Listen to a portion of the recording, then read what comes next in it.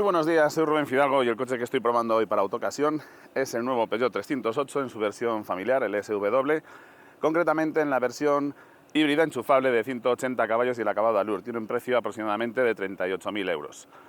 ¿Qué es lo que nos ofrece este coche a cambio de esos 38.000 euros? Bueno, pues para empezar, etiqueta cero, 60 kilómetros de autonomía en modo 100% eléctrico, al menos en teoría, luego ya veremos en la práctica cuántos kilómetros somos capaces de hacer. Un diseño muy llamativo y, gracias a esta carrocería familiar, un maletero muy aprovechable y unas buenas plazas traseras. Venga, vamos a ver qué tiene este 308.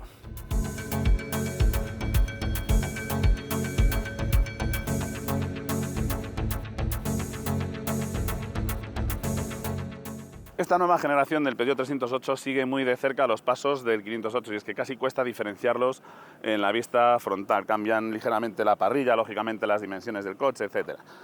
La verdad es que tiene un diseño muy llamativo, llama mucho la atención, resulta atractivo y los acabados y ajustes no están nada mal, con unas líneas muy finas en las uniones entre los distintos paños y partes de la carrocería. Tienen los característicos dientes de sable de luces diurnas que se convierten en los indicadores de dirección, faros full LED con bastante buena iluminación por la noche. El asistente luz de carretera no funciona mal del todo, aunque bueno, los hay que funcionan mejor que este. La parrilla estrenando el nuevo logo de Peugeot, que recuerda a los logos más antiguos con la cabeza del león como protagonista, aunque, si os digo la verdad, tiene un aspecto un poco como si fuera casi una pegatina. La verdad es que podrían haber hecho algo ya con algo más de relieve o algo más de cuerpo. Como digo, los ajustes y acabados están muy bien y el coche da una muy buena impresión la primera vez que lo ves.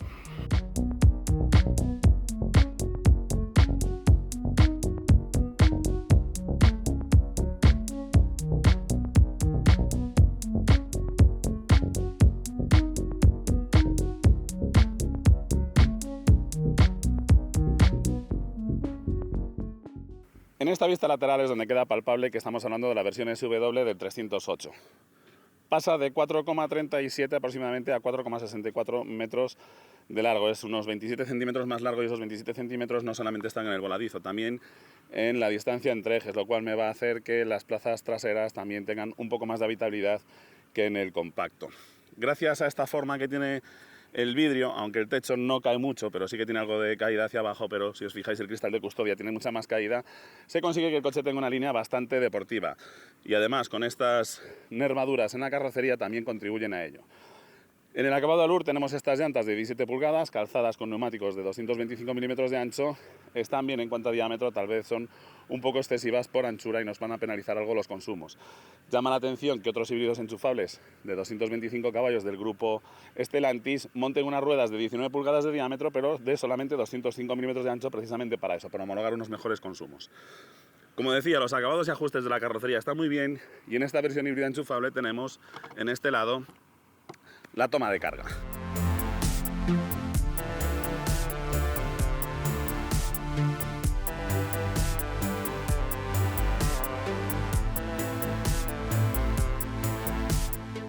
Un detalle que me llama la atención en cuanto a la calidad de acabados es esta unión aquí en el techo. Esto va encolado y se nota bastante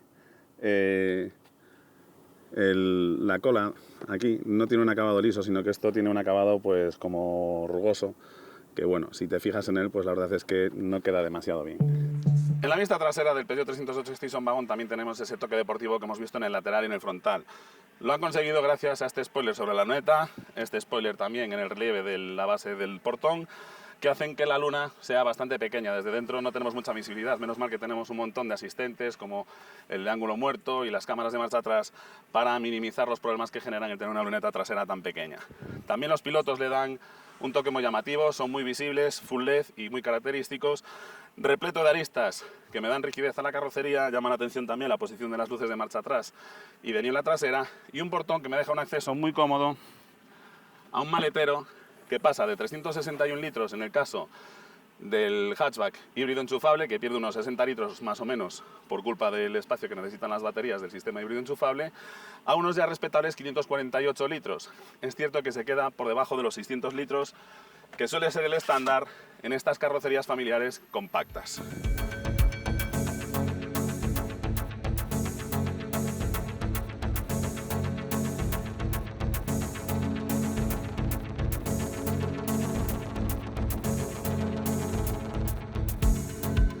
Aquí tenéis el maletero, como veis tiene unas formas muy cúbicas, es muy utilizable.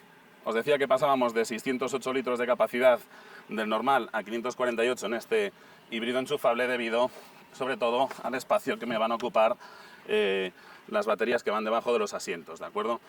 Tenemos el kit antipinchazos, os recuerdo que tenemos un vídeo práctico de cómo utilizar el kit antipinchazos y un hueco donde guardar el cable de carga. En el caso de necesitar más espacio para llevar bultos, es tan sencillo como tirar de estas palancas y los asientos traseros se abaten y me dejan un suelo, como veis, prácticamente plano. ¿Y qué tenemos bajo el capó de este Peugeot 308 híbrido enchufable? Bueno, pues se trata del sistema híbrido enchufable del grupo Stellantis. Tenemos un motor de gasolina de 4 cilindros, 1,6 litros, que en esta versión de 180 caballos llega hasta los 150 caballos.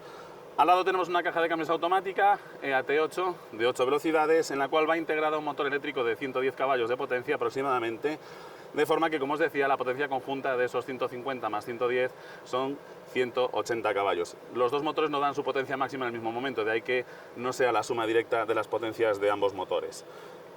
Este motor eléctrico va a funcionar como motor de tracción y también me va a servir para cargar la batería cuando activo el modo eSafe y así puedo reservar carga para que cuando llegue al destino pueda utilizar el coche en modo 100% eléctrico. Y aparte de eso también puedo cargar las baterías de 14 kWh de capacidad con el enchufe que os mostraba antes en la parte trasera. Lleva un cargador integrado de 3,7 kilovatios de potencia, de forma que más o menos cargar este coche a tope nos lleva aproximadamente unas 4 horas de tiempo.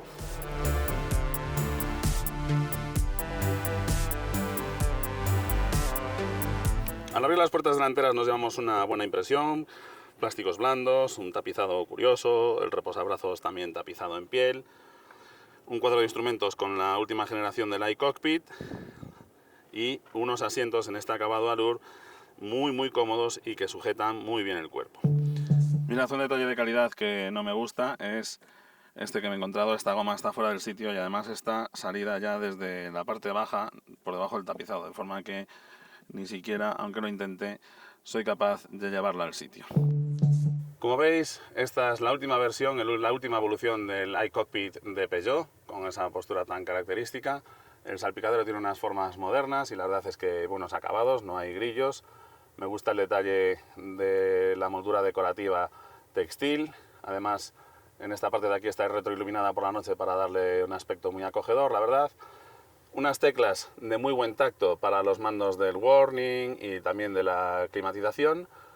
Encima de ellas tenemos las teclas táctiles con los accesos directos a los distintos menús del sistema de infoentretenimiento y un poco más abajo el selector del cambio.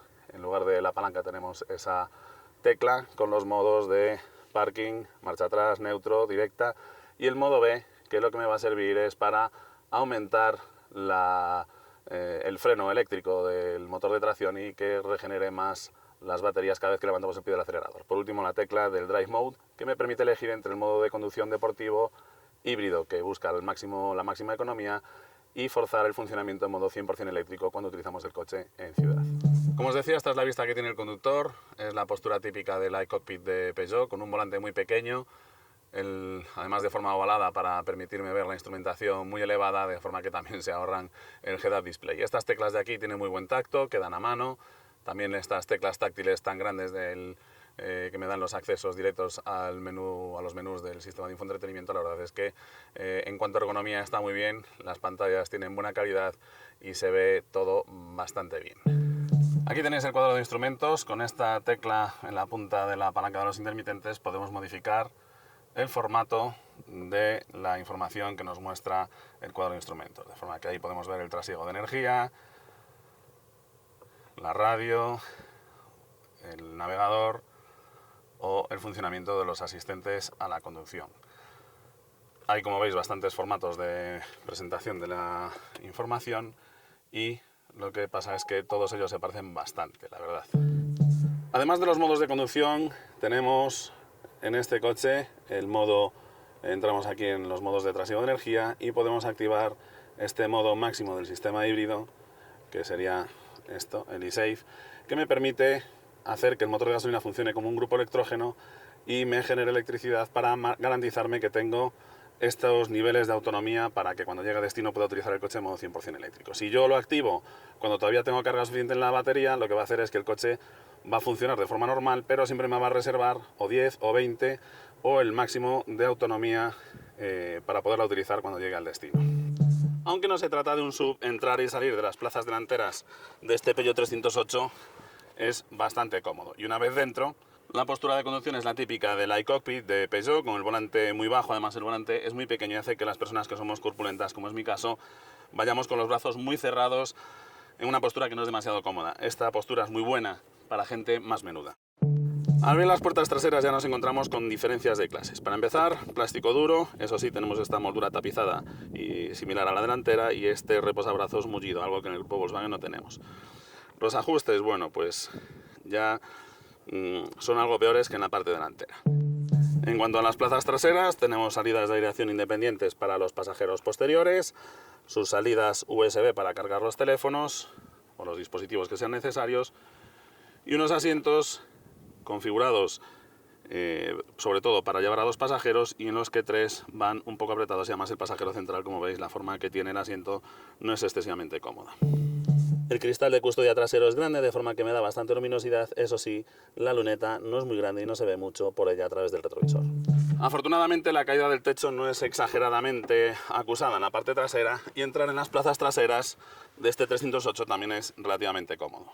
Ya veis que el espacio aquí no sobra. El asiento delantero está puesto para mí, un conductor de 1,85 m, y las rodillas me rozan justo en el respaldo trasero. Además, la banqueta tampoco es excesivamente larga.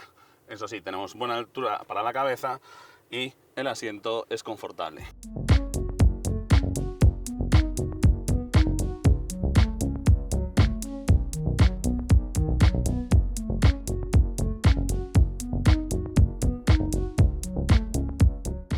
Muy bien, pues después de recordarte que te suscribas al canal de Autocasión para estar al día de videopruebas muy interesantes, vamos a probar este Peugeot 308 SW.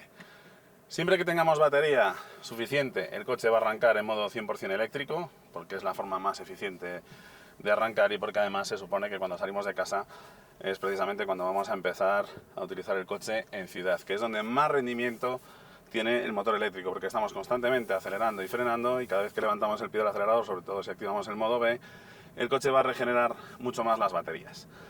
De hecho, en ciudad es donde vamos a conseguir acercarnos a esos 60 km de autonomía eléctrica que anuncia el Peugeot 308 SW. La autonomía real va a estar en el entorno de los 52-55 km, ¿de acuerdo? En uso urbano. Si salimos a carretera en el momento que pasamos de 80 km por hora, la autonomía real se nos va a reducir hasta el entorno de los 40 km, ¿vale? Aún así es una autonomía muy buena en modo 100% eléctrico. En ciudad el 308 SW es un coche que se conduce muy bien. Tenemos un volante muy pequeñito con el que las maniobras en parado son muy cómodas, porque apenas tenemos que mover los brazos, y aparte de eso tenemos una dirección muy asistida y muy suave. Como os decía, no tenemos mucha visibilidad hacia los lados, pero como tenemos cámaras de 360 grados y sensores de aparcamiento, etcétera, no se nos van a atragantar demasiado las maniobras con este coche.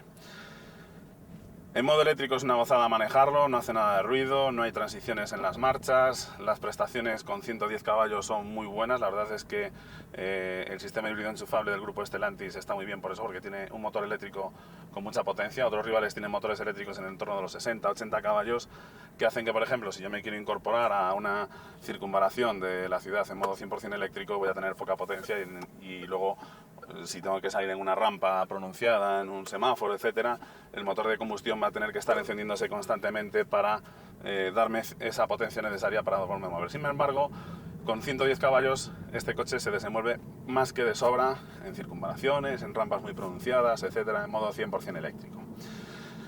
En carreteras secundarias es un coche que tiene un buen comportamiento, se nota ese peso en la parte trasera, pero bueno, aún así tiene un buen comportamiento. El tacto del freno les falta todavía conseguir a los coches híbridos tener un buen tacto del freno. Al final estamos pisando un simulador, ya que cuando pisamos el freno, unas veces va a poder utilizar más freno motor eléctrico, otras veces menos, y va a tener que utilizar más el hidráulico.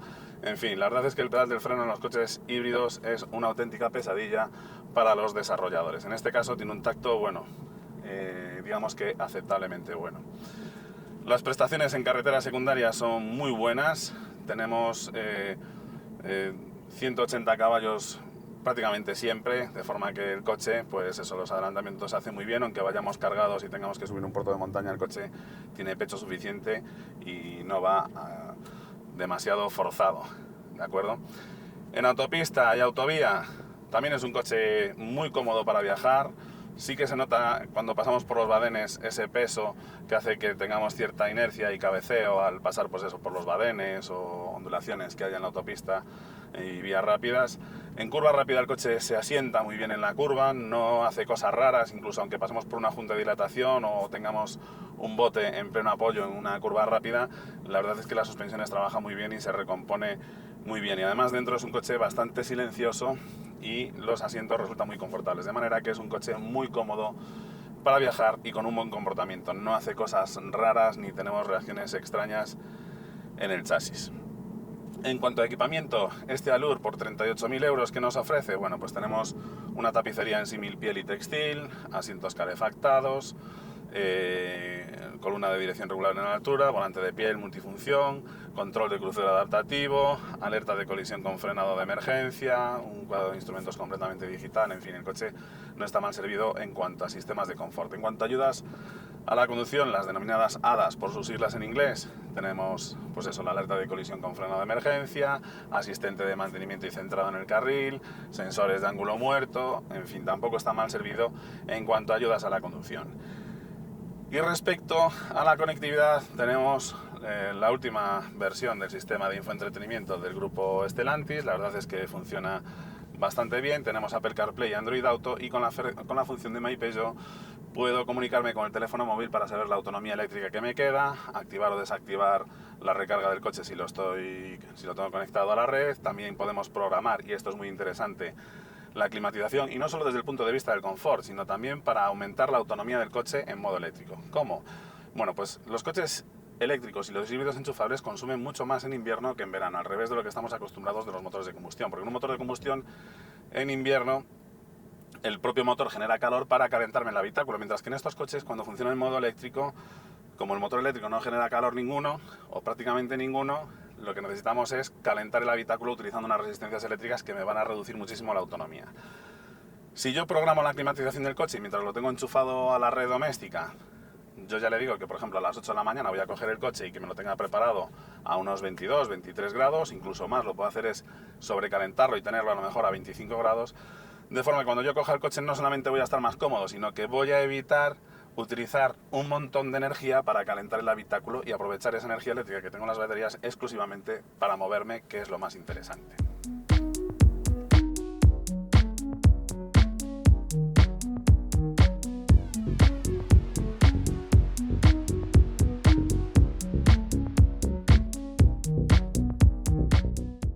Bueno, ¿y qué tal los consumos? A ver, lo que os decía, tenemos esos 55 kilómetros de autonomía reales en modo 100% eléctrico, ¿de acuerdo? Si mi día a día transcurre en un entorno con esa distancia o 60 kilómetros, la verdad es que con este coche voy a ahorrar bastante pasta.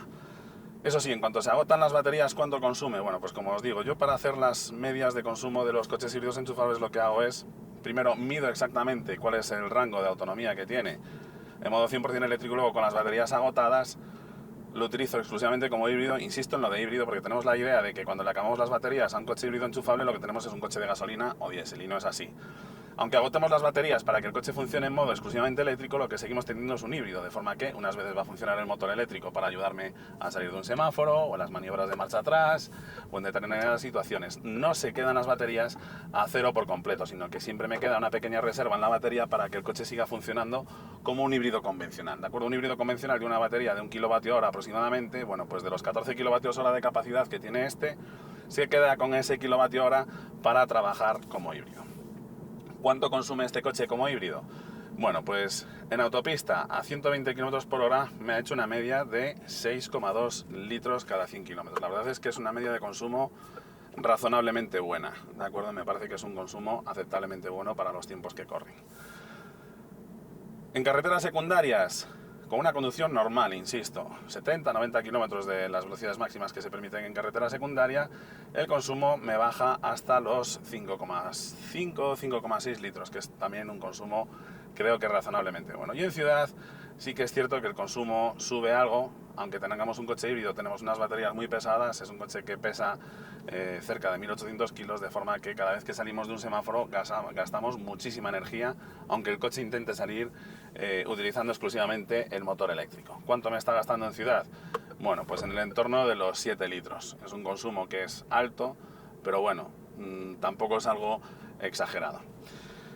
En definitiva, los consumos no están mal, tenemos una muy buena autonomía en modo 100% eléctrico, una autonomía real para mucha gente. Con poder hacer eso, 50-60 kilómetros al día con el coche, es más que suficiente. Y utilizándolo siempre en modo eléctrico vamos a ahorrar. ¿Dónde está el problema? Bueno, pues si no aprovechamos esa capacidad de carga de la batería y utilizamos el coche exclusivamente como si se tratase de un híbrido convencional. Ahí sí que los consumos no van a hacer rentable el comprar este tipo de coches.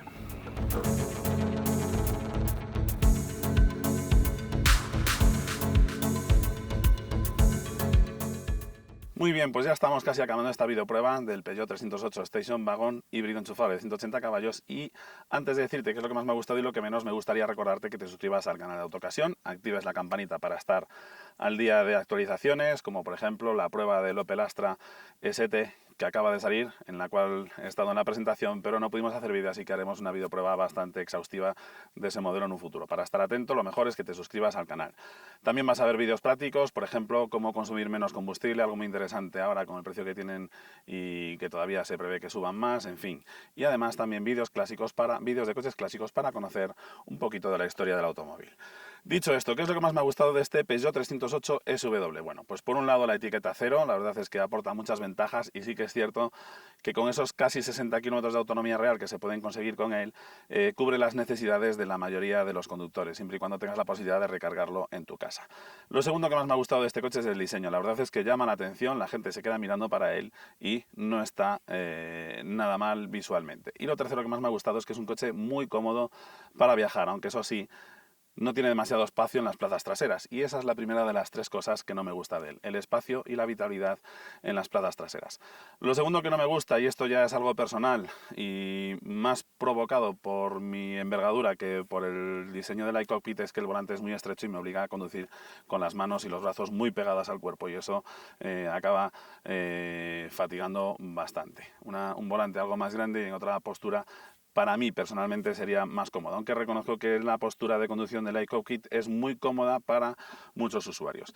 Y lo tercero que menos me ha gustado de este Peugeot 308 SW es que 38.000 euros, aunque es cierto que la cuota mensual, si lo coges como renting, es un precio desorbitado para un coche que no deja de ser un compacto y de una marca generalista, aunque esté muy bien equipado y tenga un diseño muy llamativo.